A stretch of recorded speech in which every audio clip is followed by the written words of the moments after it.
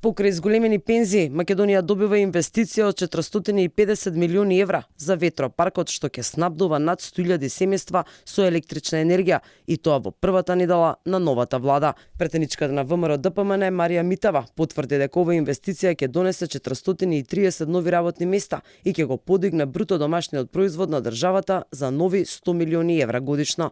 Ветропаркот ќе се простира на териториите на општините Карбенци, Штип и Радовиш и ќе се гради во 2026 година.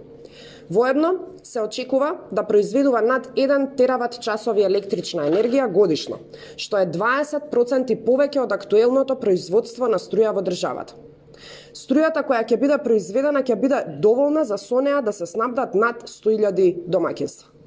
Ветропаркот ќе помогне кон енергетска транзиција како на земјата, така и на регионот. Митева најавува нови инвестиции во иднина во енергетскиот сектор, а со тоа граѓаните нема да плаќаат поскапа струја за 50%. Ваквите инвестиции во енергетиката ќе продолжат и во иднина. Со овој тип на инвестиции владата ќе се погрижи да нема нови зголемувања на цената на струјата, што беше вообичаена пракса со владата на СДС и ДУИ, во чие време цената на струјата порасна за 50%.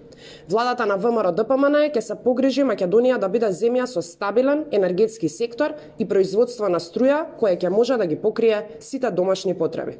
Имено, не само за пензиите и помалите сметки за струја, владата на првата седница во петокот одлучи да му го укине факултетот за здравствени науки во Струга на градоначалникот Рамиз Мерко. Решението му го потпишал поранешниот министар за образование од ДУИ Јетон Шакири, откако добиле согласност од владата на ДУИ СДСМ и одборот за акредитација на високото образование. На новинарско прашање дали укинувањето е оправдан чекор, Митева вели дека потребно да се стави ред во хаосот што постои во образованието, но и во здравството, како еден од најважните ресори. Според неа треба да се направат строги критериуми за тоа кој може, а кој не може да отвара катедри на факултети.